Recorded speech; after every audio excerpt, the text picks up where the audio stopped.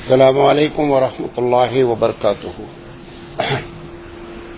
الحمد للہ رب العالمین والعاقبۃ للمتقین والصلاۃ والسلام علی رسولہ الکریم۔ محترم حضرات، ہم فکری ارتداد اور تہذیبی ارتداد کے اسباب اور ان کا حل، اس موضوع پر آپ سے لگاتار بات کر رہے ہیں اور آج اس کا سیریل نمبر 22 ہے۔ ہو سکتا ہے کہ یہ فکری ارتداد کا آخری سیریل ہو، اور کل زندگی رہی تو بات کریں گے کہ تہذیبی ارتداد کیا ہوتا ہے اور وہ کیسے ہمارے اندر پنپتا ہے، ڈیولپ کرتا ہے، اس پر بات کریں گے۔ ہم نے آپ کو بتایا تھا کہ 4 باتیں ہوتی ہیں جب آدمی مغلوب ہو جاتا ہے تو اس سے نکلنے کے لیے 4 طریقے ہیں۔ وہ چاروں کو اگر استعمال کیا جائے تو مغلوب قوم جو ہے وہ اپنے آپ کو اس ذہنی مغلوبیت سے بچا سکتی ہے۔ تو اس میں سے چوتھی بات آج جو بیان کرنا چاہتے ہیں وہ یہ ہے کہ انسان کو نبی کی ضرورت کیوں ہوتی ہے۔ یہ جو فکری ارتداد یا مرتد بھی جو لوگ ہوتے ہیں وہ 2 باتوں کا سب سے پہلے انکار کرتے ہیں۔ سب سے پہلی بات تو اس کا انکار کرتے ہیں کہ ہم کو اللہ نے عقل دیا ہے، لہذا ہمیں کیا ضرورت ہے کہ ہم کسی دھرم کو، کسی دین کو مانیں۔ اور دوسری بات وہ کہتے ہیں کہ جو تم نبی کی بات کرتے ہو وہ نبی بھی ہمارے طرح ایک انسان ہے، لہذا وہ اگر کوئی بات کہہ رہے ہیں اپنی عقل سے وہ بھی کہتے ہیں، ہم بھی اپنی عقل سے عمل کرتے ہیں۔ تو حالانکہ یہ بات جو کہتے ہیں کہ وہ اپنی عقل سے کہتے ہیں، یہ سراسر غلط ہے۔ تو وہی بات اگر ہم آپ کو سمجھا لے جائیں تو اگر یہ بات عقیدے میں آتی ہے تو اس میں چوتھی بات یہی ہوتی ہے کہ انسان نبی کا کیا کرتا ہے، انکار کرتا ہے۔ تو ہم انشاءاللہ بات کریں گے کہ نبی کی ضرورت انسان کو کیوں ہے۔ سب سے پہلی چیز ہے، ایک بات غور سے سنیں۔ سب سے پہلی چیز یہ ہے کہ اللہ بادشاہوں کا بادشاہ ہے۔ جب بادشاہ اپنا کوئی فرمان، اپنا کوئی آرڈیننس اپنی عوام کو دیتا ہے تو وہ آپ کے دروازے پر خود کبھی نہیں آتا ہے، اس کے نمائندے ہوتے ہیں۔ وہ نمائندے کیا کرتے ہیں، آپ کو بتا دیتے ہیں کہ یہ فرمان شہن بادشاہ ہے۔ پروردگار عالم ایک آدمی سے مل کر تو یہ بات نہیں کہہ سکتا ہے کہ صاحب یہ ہمارا حکم ہے اور آپ اس کو کریں۔ کہنے کو وہ کہہ سکتا ہے، وہ تو قادر مطلق ہے، لیکن پھر اس کا اسٹیٹس کیا رہ گیا؟ بندے کا ایک بہت ادنا درجہ، مطلب کوئی لفظ ہی نہیں ہے کہ ہم اللہ کے مقابلے میں بندے کے کسی مقام کا ذکر کریں۔ تو ایک ضرورت اس وجہ سے ہے کہ اللہ جو چاہتا ہے کہ کیا کرنا ہے کیا نہیں کرنا ہے وہ اپنے رسول کو بتاتا ہے، اور رسول کیا کرتا ہے پھر لوگوں کو بتاتا ہے۔ اسی کو قرآن مجید نے کہا کہ ما آتاکم الرسول فخذوہ وما نہاکم عنہ فانتہوا۔ چھوٹی سی آیت میں اللہ نے اپنی پوری بات بتا دیا کہ یہ نبی کا پہلا کام ہوتا ہے کہ ہماری بات کو پبلک تک پہنچا دینا، اس لیے نبی کی ضرورت ہے۔ نمبر 1۔ نمبر 2، جو قانون آتا ہے اس قانون کے بارے میں اگر کوئی ایسا آدمی موجود نہ ہو جو اس قانون کو عمل کر کے بتائے تو لوگوں کا خیال ہوتا ہے کہ یہ ایک نظریہ ہے، یہ ایک آئیڈیا ہے، لیکن اس آئیڈیا کو عملی شکل میں کبھی بھی کیا نہیں جا سکتا۔ اللہ تعالی رسولوں کو، نبیوں کو بھیج کر بتاتا ہے کہ جو بھی قانون ہم نے بنایا ہے یہ دیکھو 100% اس پر وہ عمل کرتے ہیں۔ اگر وہ 100% عمل کرتے ہیں، تم بھی انسان ہو، وہ بھی انسان ہے، اگر وہ 100% عمل کر سکتے ہیں تو تم بھی کر سکتے ہو۔ یہ زبان سے نہیں کہو کہ یہ ایک محض آئیڈیا ہے، اور پریکٹیکلی طور پر عملی شکل میں کیا ہے، یہ فعل ہے۔ ایک جگہ ایسا محسوس ہوا تھا نبی کریم صلی اللہ علیہ وسلم کو کہ اگر اتنا بڑا بوجھ نماز کا ڈال دیا جائے مسلمانوں پر کہ دن بھر میں 50 وقت کی نماز پڑھی جائے، اگر 50 وقت کی نماز ڈال دی جاتی تو آپ کیا کرتے؟ دن بھر نماز پڑھتے، دن بھر نماز پڑھتے۔ حضرت موسیٰ علیہ، وہ تو ایک بہانہ ہے حضرت موسیٰ علیہ السلام کا، اللہ تعالی نے پہلے سے ہی فیصلہ کر رکھا تھا کہ یہ 5 وقت کی نماز ہی امت محمدی صلی اللہ علیہ وسلم کو دی جائے گی، لیکن صحیح حدیث ہے کہ پہلی مرتبہ جب نماز کا حکم دیا گیا حبیب مصطفیٰ کو تو وہ 50 نمازیں تھیں۔ حضرت سب پوری کہانی آپ جانتے ہیں، پوری بات آپ جانتے ہیں، میں اس پر اپنا وقت نہیں لگانا چاہتا ہوں۔ حضرت موسیٰ علیہ السلام نے جب کہا کہ محمد صلی اللہ علیہ وسلم یہ بہت زیادہ ہے، تو حبیب مصطفیٰ نے بھی اس کو محسوس کیا کہ یہ بہت زیادہ ہے۔ کیونکہ وہ پھر ایک نظریاتی نماز ہو جاتی، عملی شکل میں نماز نہیں ہو پاتی، اس لیے اللہ نے اس کو 50 کو 5 کر دیا۔ یہ نہیں ہے کہ موسیٰ علیہ السلام کے کہنے پر کیا ہے، اللہ کی پہلے سے پلاننگ یہی تھی کہ یہ نماز 5 ہوگی۔ چونکہ منیمم درجہ نیکی کا 10 ہوتا ہے تو اس کی ویلیو 50 کی ہی رہ گئی، نہیں سمجھے بات؟ ایک نیکی جب کوئی بندہ کرتا ہے تو منیمم اس کا ثواب کتنا ملتا ہے؟ 10 گنا۔ تو 5 نماز بھلے 5 نماز ہے، لیکن جب 10 گنا اس کا ثواب ہے تو پھر کتنی ہو گئی وہ؟ پھر وہ 50 ہو گئی۔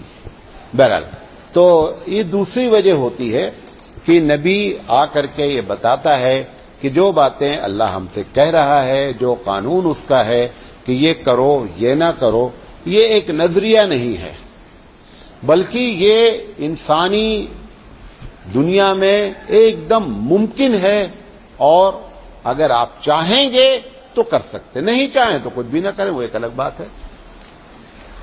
جب استاد 100 نمبر کا پرچہ بناتا ہے، کتنے نمبر کا؟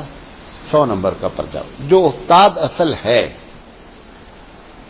وہ اس بات کو اچھی طرح جانتا ہے کہ اگر بچہ چاہے تو اس 100 میں 100 نمبر لے سکتا ہے۔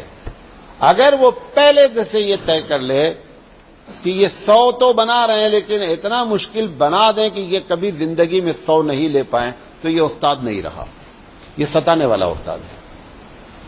لہذا اللہ تعالی نے جو کچھ بھی کہا ہے وہ آپ 100% عمل کر سکتے ہیں۔ جیسے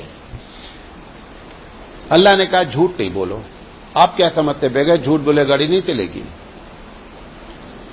اب نبی کریم صلی اللہ علیہ وسلم نے نبوت سے پہلے اور نبوت کے بعد، یہ میں بحیثیت مسلمان نہیں کہہ رہا ہوں، بلکہ وہ لوگ بھی جو غیر مسلم ہیں اور غیر متعصب ہیں، انہوں نے بھی اس بات کو لکھا کہ محمد صلی اللہ علیہ وسلم کی 63 سالہ زندگی میں نبوت سے پہلے اور بعد میں کوئی ہم کوشش کرنے کے باوجود بھی ایک جھوٹ بھی زندگی میں پکڑ نہیں سکتے۔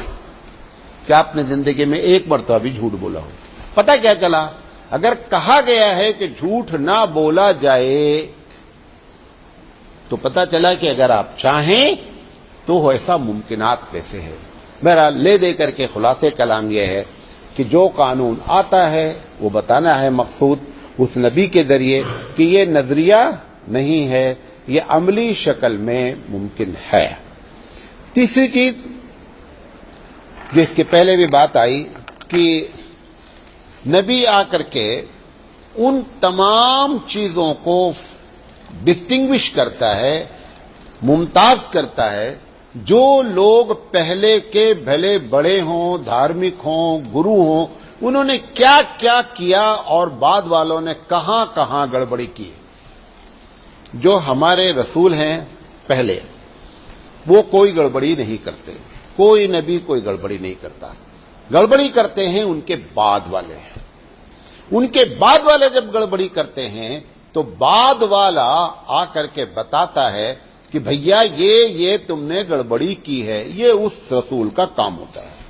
اور گڑبڑی کس میں کرتے ہیں؟ گڑبڑی کرتے ہیں اللہ تعالیٰ کی جو کتاب ہوتی ہے، جیسے توریت میں گڑبڑی ہوئی، زبور میں گڑبڑی ہوئی، انجیل میں گڑبڑی ہوئی.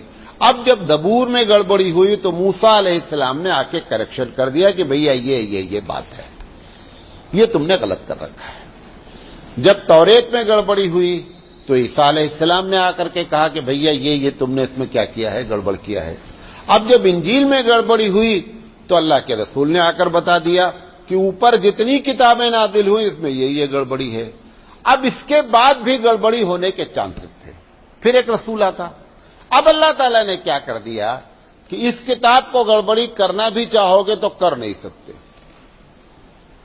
جب قرآن میں اس کی کتاب میں گڑبڑی نہیں ہوگی تو اب رسول کی ضرورت بھی نہیں ہے، کیونکہ رسول آگے کرے گا کیا؟ بنیادی طور پہ رسول کا سب سے بڑا کام ہوتا ہے کہ ما قبل تم نے شرارت کہاں کہاں اللہ کی کتاب میں کی ہے اس کو کریکشن کرتا ہے کہ یہ ہوا ہے. اللہ تعالیٰ نے کہہ دیا ہے کہ نحن نزلنا الذکر وَإِنَّا لَهُ لَحَافِظُونَ. اس لیے ہم کبھی یہ جملہ نہیں بولتے کہ قرآن کریم کی انشاءاللہ اللہ حفاظت کرے گا. نہیں، انشاءاللہ ہے ہی نہیں. یہاں انشاءاللہ نہیں ہے. ہم کو یقین کامل ہے کہ اس کتاب کی حفاظت کون کرے گا؟ اللہ کرے گا. اب جب اللہ اس کی حفاظت کرے گا تو اس لیے اس کے بعد کوئی نبی نہیں آتا. اصل بات جو ہم آپ سے کہنا چاہتے ہیں کہ نبی کا ایک بڑا کام، بلکہ نبی نہیں کہیے رسول کا ایک بڑا کام کیا ہوتا ہے؟ ما قبل کی شرارت پر آپ کو متنبہ کر دینا کہ یہ وارننگ ہے، یہ غلط ہوا ہے، یہ صحیح ہوا ہے. یہ بنیادی تیسری وجہ ہوتی ہے جس کی وجہ سے اللہ تعالیٰ کیا کرتا ہے؟ رسول بھیجتا ہے. اب نہیں بھیج رہا ہے اس کی وجہ آپ کو بتا دیا. اچھا، دوسری وجہ اور بھی یہ نہیں بھیجنے کی، گرچہ میرا ٹاپک نہیں ہے لیکن میں بتا دے رہا ہوں کیونکہ بات آ گئی ہو تو ہو جائے.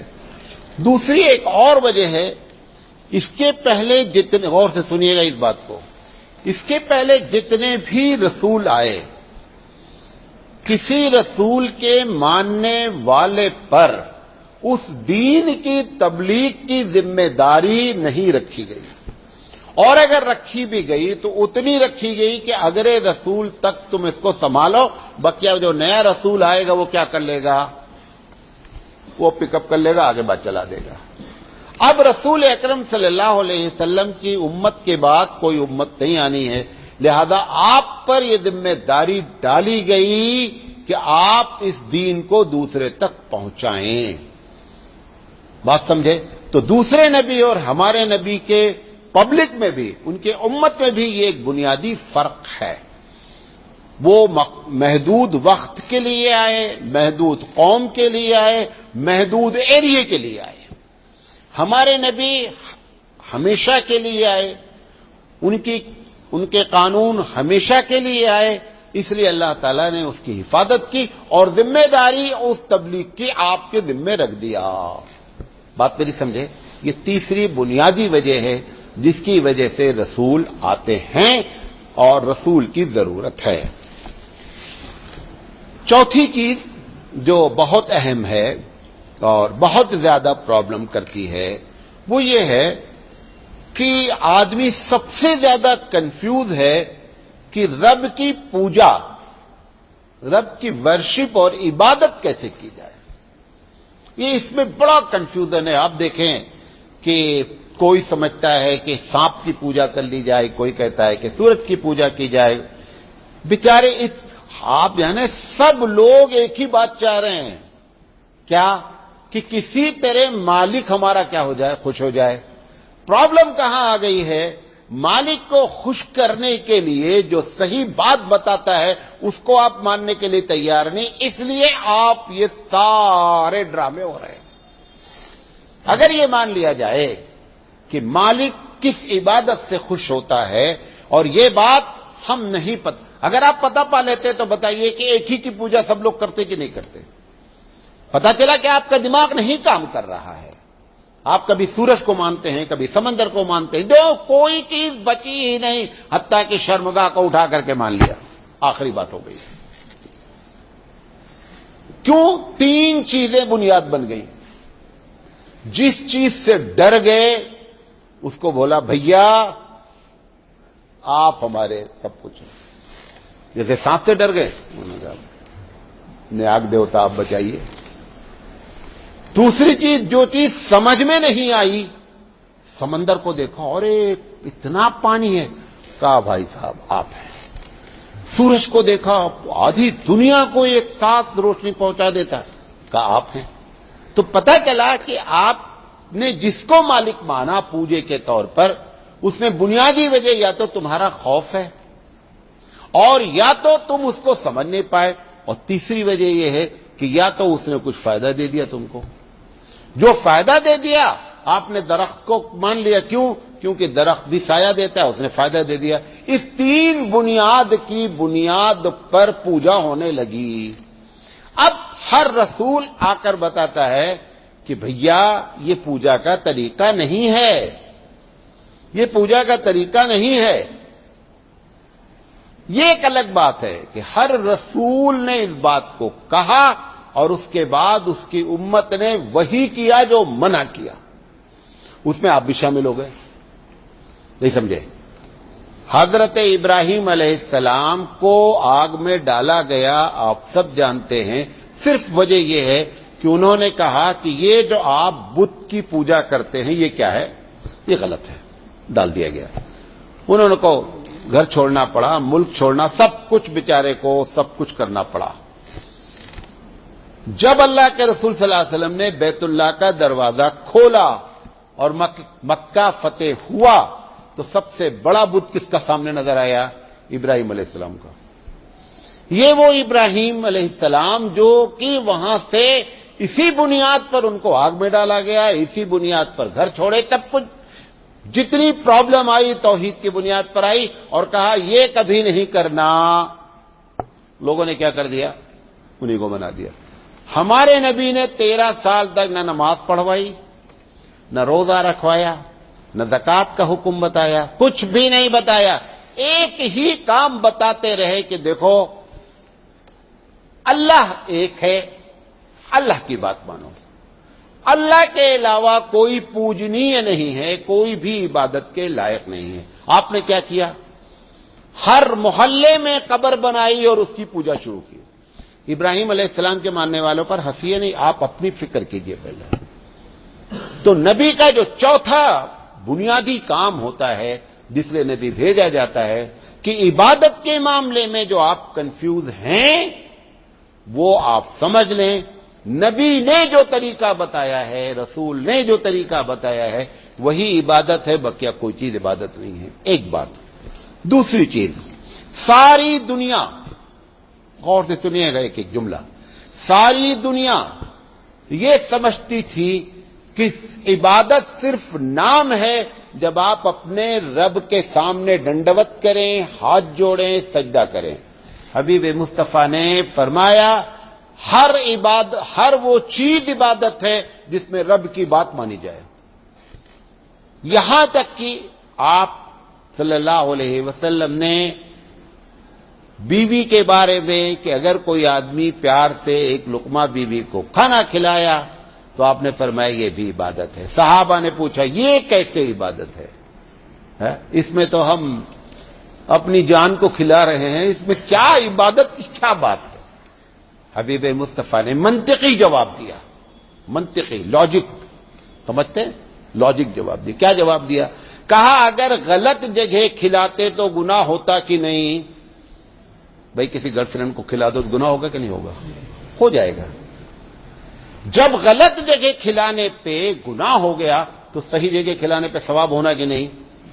تو پتہ کیا چلا؟ عبادت کہا حبیب مصطفیٰ نے اوبیڈینسی, اطاعت اللہ کی کرنا ہی عبادت ہے. یہ پوری دنیا میں کوئی جملہ یہ نہیں بولا یہ عبادت ہے. اب ہمارے پاس سب لوگ نقل کر کر کے کاپی پیسٹ کریں وہ ایک الگ بات ہے. سب جگہ عبادت وہی تھی کہ جب آپ عبادت گاہ میں آ گئے تو عبادت کر رہے ہیں, بقیہ ہمارے نبی نے کہا پوری زندگی عبادت ہے. کیونکہ قرآن مجید نے کیا کہا؟ وَمَا خَلَقْتُ الْجِنَّ وَالْإِنسَ إِلَّا لِيَعْبُدُونَ. ہم نے انسانوں اور جنوں کو صرف عبادت کے لیے پیدا کیا. تو صرف عبادت کیسے ہوگی؟ صرف عبادت اسی وقت ہوگی جب ہر کام میں آپ اللہ کی بات مان لیں گے، عبادت ہو جائے گی۔ یہ وہ بنیادی باتیں ہیں جس کے لیے نبی کی ضرورت ہے۔ یہ بات آپ سے کرنا چاہتے تھے۔ اللہ تعالیٰ سے دعا ہے کہ اللہ تعالیٰ کہنے سے زیادہ عمل کرنے کی توفیق عطا فرمائے۔ یہ فکری ارتداد کی آخری کڑی ہے۔